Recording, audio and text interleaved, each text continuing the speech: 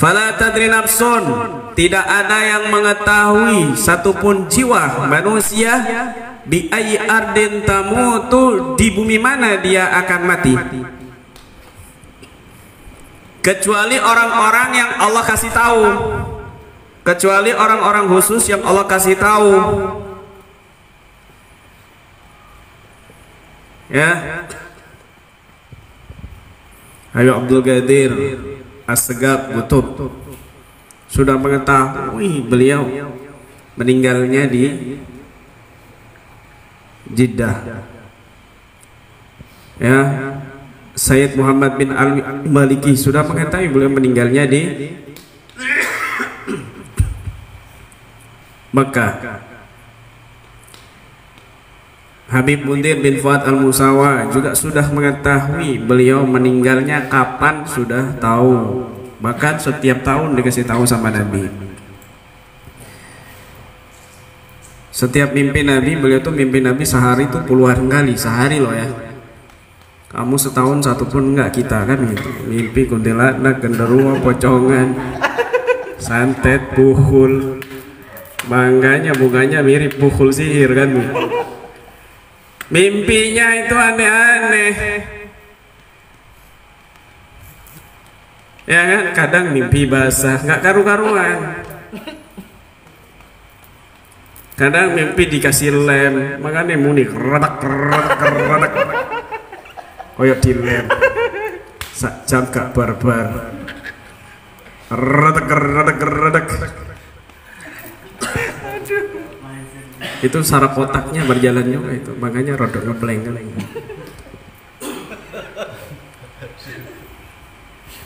Nah,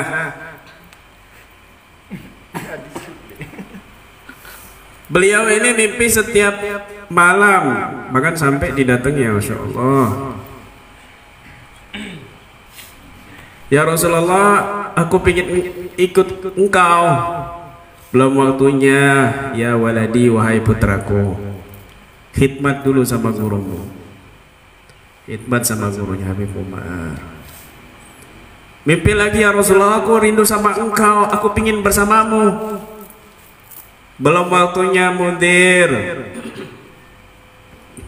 Mimpi lagi, selalu begitu. Belum waktunya, Mundir. Akhirnya Nabi ngasih tahu. Bandel banget sih anak. Nanti ibaratnya begitu, nanti umurmu mendekati 40 baru kamu akan meninggal. 3 tahun sebelumnya itu kan cerita di depan kita juga di majelis itu. Beliau tuh kalau majelis di rumahnya seperti ini, itu ngomongnya itu omongan-omongan yang apa ya, yang khusus gitu loh, karena nggak ada yang merekam. Tapi kadang-kadang ada yang rekam gitu. Tapi kalau di umum jarang beliau ngomong yang terlalu khusus, tidak. Tapi kalau di rumahnya sendiri setiap malam Jumat itu beliau itu bukan di Al-Anwar setiap Senin malam Selasa, itu umum. Tapi kalau di rumah beliau sendiri waktu nggak banyak, belum jutaan, masih 40-an, itu banyak ngomongnya itu ngomong khusus. Nabi berpesan kan itu. Sudah mengetahui akan meninggal kurang 40 tahun, sebelum 40 tahun beliau bikin sajadah warna hijau yang selalu dibawa sama beliau. Sajadahnya itu di dalamnya isinya kain kafan beliau, persiapan untuk beliau nanti wafat, sudah disiapkan sama beliau karena sudah tahu kan, luar biasa kalau dikasih tahu meninggal kapan, itu luar biasa. Dibuat sholat di mana-mana pakai sajadah itu, yang di dalamnya itu kain kafan beliau. Jadi kalau sujud itu ingat kain kafan, ingat kain kafan, ingat mati, ingat mati. Nah, satu hari sebelum beliau meninggal, beliau ke Cirebon, ke Habib Quresh. Habib Quresh Baharun yang satu level sama beliau, agak sepuh.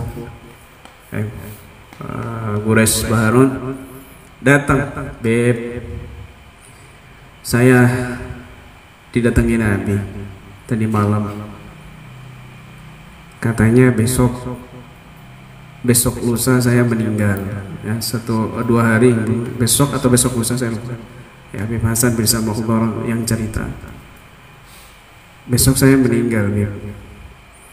Kata Rasulullah, besok kau dipanggil wahai Mundir, wahai putraku. Tapi saya minta, ya Rasulullah, saya mau ditemani sama Habib Gures juga sekalian. Ojo, jangan Mundir, coba macam-macam Beb. Wes, kamu kalau mati duluan aja. Ya sudah, ayo kita ke Hadramut, tabaruk ke guru kita Habib Umar dan para wali di Zambal. Habib Gures bingung, ini katanya ini beneran apa bercanda? Katanya besok mau meninggal kok ngajak ke Hadramut kan gitu. Ya sudah Beb, kalau antum panjang umur besok kita berangkat ke Hadramut. Nah, akhirnya pulang. Nah, didatangi lagi sama Rasulullah, sudah waktunya wahai Mundir. Akhirnya Rasulullah sholat di sajadahnya Habib Mundir itu. Kemudian Habib Mundir sholat di situ di sajadah yang beliau lihat sendiri. Rasulullah sholat di sajadahnya Habib Mundir. Kemudian istrinya sama anak-anaknya dipanggil, disuruh sujudin sajadah beliau. Sujud itu barusan Rasulullah sholat di situ. Akhirnya sujud semuanya dan nggak lama beliau kamar mandi, keluar dari kamar mandi jatuh meninggal. Sudah tahu kapan mau meninggalnya, fala tadri nafsun bi ayyi ardin tamu. Tidak ada satu nyawa pun, jiwa pun yang mengetahui di bumi mana dia akan mati, kecuali orang-orang yang Allah kasih tahu melalui para malaikatnya. Ini langsung Nabi SAW yang ngasih tahu. Barokahnya khidmat beliau itu mondok di Habib Umar sakit-sakitan, sosok napas begitu. Kalau sakitnya komat tuh parah, saya lihat sendiri soalnya. Disuntik tiap malam kan, tahun 2012 itu, tahun 2012 tuh suntikannya sudah 11. Dulu 1, 2, 3. Nah mulai itu 11 suntikan. Dimasukin terus disuntik kepalanya, otaknya. Tapi masih bisa ceramah, masih bisa fokus. Kalau ente normal otak tapi nggak fokus. Tidur, nggak. Kan begitu. Pernah datang ke Habib Taufik tahun 2001. Masih ada saya di situ. Disitulah awal mula Habib Mundir itu ceramahnya santun. Dulu wah keras. Sebelum ditegur sama Rasulullah, tidak beriman kepada Nabi orang yang ketika Mahlul Qiyam dia tidak menangis, menghadirkan hatinya. Nabi datang di saat Mahlul Qiyam, dimimpin sama Nabi, Mundir, jangan keras-keras sama tamuku, jangan kasar-kasar sama pecintaku. Kasih tahu sama mereka Nabi kangen sama kalian, Nabi cinta sama kalian. Dapat fotonya di situ. Akhirnya sejak saat itu ya, setelah dari Habib Taufik itu ceramahnya santun. Itu kumat, sempet kumat itu.